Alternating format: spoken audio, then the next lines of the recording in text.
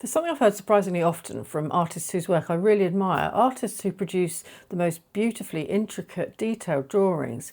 And yet when we talk about going out urban sketching together on location, there's one thing that they often say they struggle with: sketching loosely. And that always surprised me a little bit, because I've always assumed that if someone's got the ability to be able to produce such detailed work, then surely producing something looser and less detailed should be easier. But apparently not. And loose sketching isn't about being less skilled. It's not a downgrade. It's just a completely different style. Doesn't necessarily mean it's messy or rushed, and certainly not careless. But perhaps it's a bit more about suggestion rather than accurately describing every single detail, and maybe letting go of perfection a little bit. So if you find yourself getting caught up in the details and always trying to be really neat, and you'd like to loosen up a bit without just creating a chaotic mess, I've put together a few little ideas that might help. When we're writing, we're essentially drawing lots of tiny little details, and we're probably pressing quite hard too. And we're so used to holding pens and pencils for the purpose of writing that it's natural to automatically use the same grip for drawing. So if you find yourself holding your pen like you're writing an essay, try moving your hand further back from the nib. And let the movement sweep from your wrist instead of being tightly controlled by your fingertips. That small change naturally creates broader, more expressive marks. Relax your grip and your hand, and let the weight of the pen or pencil do the work.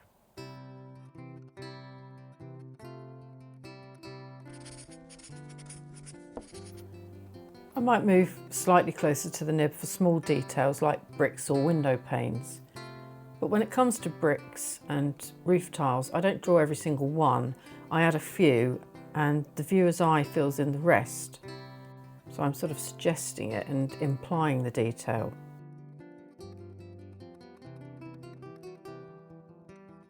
And to loosen up, as well as holding the pen back a bit further like I mentioned and relaxing, I let it loosely skim or glide across the page.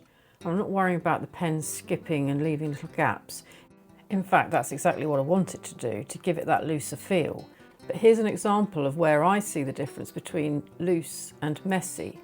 Let's say we're drawing something like a wooden fence, or the wood cladding on the side of this windmill, or on the house in the clouds that I sketched a few weeks ago. If I was drawing it very neatly, I might draw it like this. I'm holding my pen quite close to the nib, and I'm carefully making sure I draw each line from one side to the other. So to loosen up, I hold the pen a bit further back, relax my grip, and let it skim across the page, not worrying about if I leave any gaps.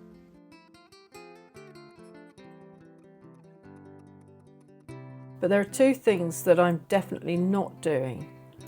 I'm not doing spidery, sketchy lines like this. My lines might have gaps, but they're still intentional and confident. And the other thing is, I'm not being completely random about the space between the lines. The wood panels are, in real life, all the same width. So while I might only be suggesting the lines and not drawing them in their entirety, I am getting them pretty much the same distance apart. The same with this fence here. And to me, I think that's one of the main differences between loose but intentional and a random mess.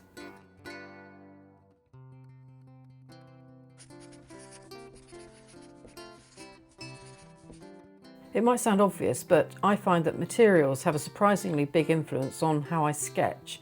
If I pick up a sharp mechanical pencil, I naturally tighten up and draw more neatly.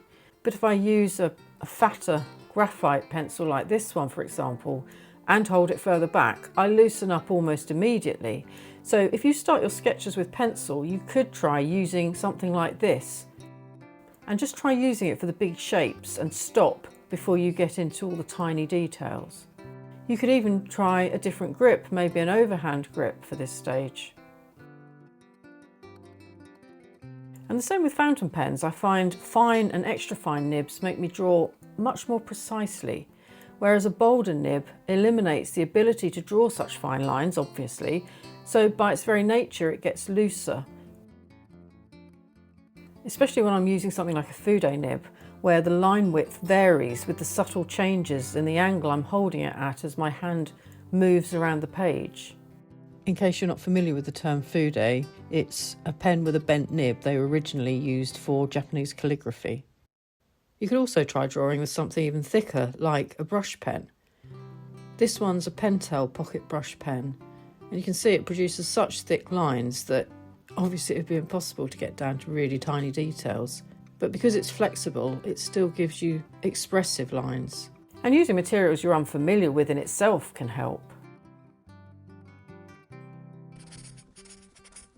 And with the pencil stage, you could take it a step further and skip that stage entirely. Just try going straight in with pen. It forces decisions and it stops you having to draw everything twice. And if you make a so-called mistake, you can often disguise it, maybe add an extra tree branch or turn it into another roof tile. Try not to start again right away because of a little blip.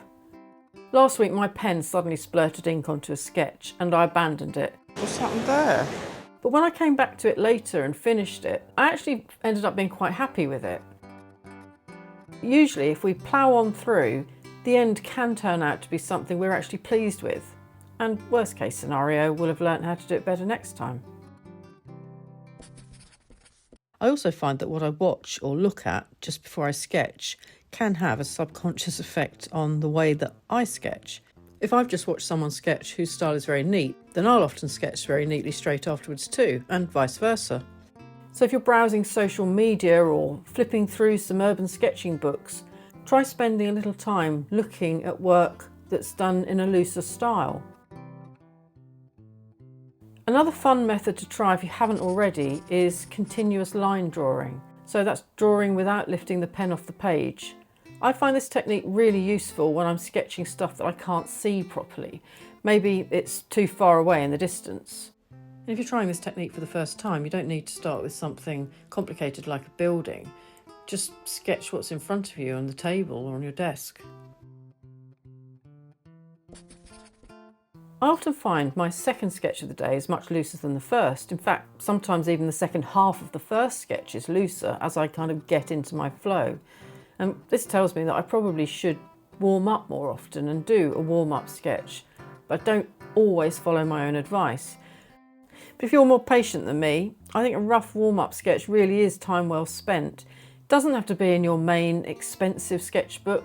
It doesn't even have to get to the paint stage. Just take along a cheap notebook and do a quick pencil or pen sketch to loosen up before you start the proper one. You could also set yourself a time limit. If you normally spend 45 minutes or an hour on the line work, try cutting that down to about 20 or 30 minutes. It doesn't have to be too extreme, just enough to stop you from overworking things and to concentrate on what you think are the important things that you really want to make sure you get in.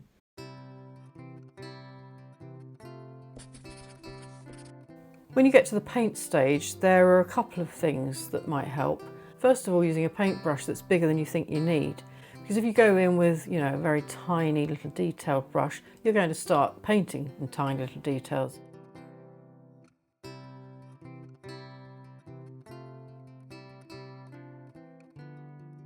And the other thing is I don't worry about going up to the lines and I don't worry about going over the lines. It's not painting by numbers.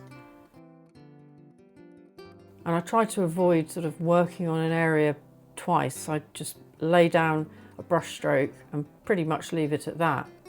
I might come back when it's dry and put more layers on, but I don't neatly fill it in up to all the edges. Sometimes sketching outside and trying new techniques at the same time can be a bit daunting. We feel that our sketches have to be good in case a passerby asks to have a look. So practice indoors, not necessarily from a photo, although you can do, but maybe just some of the stuff around you, the coffee machine, jars from the kitchen, anything just to have a go at some or all of these techniques.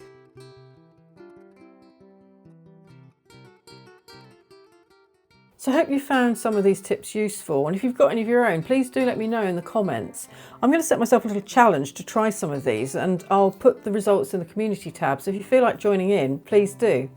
Thanks for watching and happy sketching.